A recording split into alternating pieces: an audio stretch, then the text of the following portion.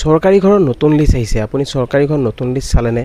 আপোনাৰ যদি জিঅ'টেক হৈ গৈছে, আপোনাৰ যদি ঘৰৰ ফটো লৈ গৈছে, তেনেহ'লে আপোনাৰ নামটো আপুনি কেনেকৈ চেক কৰিব? আপুনি পালেনে চৰকাৰী ঘৰ?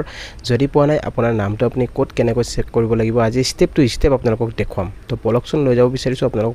তো গাইজ, প্ৰথমতে আপোনালোকে গুগলত আহিব PMAYG ৰিপৰ্ট বুলি আপুনি চাৰ্চ কৰি দিব। চাৰ্চ কৰি দিয়াৰ পিছত ইয়াত আপোনালোকে দেখিবলৈ পাইছে, যিটো প্ৰথম অপশ্যন দেখিবলৈ পাইছে RHREP reporting.nice.in, তাত আপোনালোকে গুচি যাব। তো যোৱাৰ পিছত ইয়াত আপোনালোকে দুটা অপশ্যন দেখিবলৈ পাইছে, যিটো আপোনালোকৰ ট্ৰানজিশ্যন চামাৰী FTO। তো ছেকেণ্ড অপশ্যনটোত আপুনি গুগল বক্সত টিক কৰি দিব।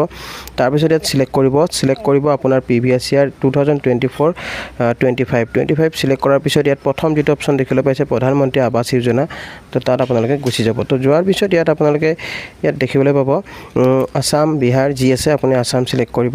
তো চিলেক্ট কৰাৰ পিছত ইয়াত আপোনালোকে আপোনাৰ ডিষ্ট্ৰিক্টটো চিলেক্ট কৰিব লাগিব। আপোনাৰ ডিষ্ট্ৰিক্টটো কি হ'ব? তো ডিষ্ট্ৰিক্টটো এনেকৈ চিলেক্ট কৰি ল'ব। তো চিলেক্ট কৰি লোৱাৰ পিছত আপুনি এতিয়া ইয়াত ব্লকটোক চিলেক্ট কৰিব। আপোনাৰ ব্লক কি হ'ব?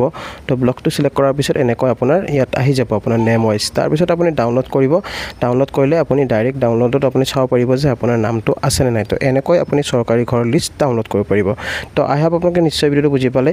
তো ফাইনেলি আপোনালোকে কেনেকৈ ডাউনলোড কৰিব লাগে ষ্টেপটো গম পালে। তো এনেকৈ আপুনি চৰকাৰী ঘৰৰ লিষ্ট ইজিলি আপুনি ডাউনলোড কৰিব পাৰিব ঘৰতে।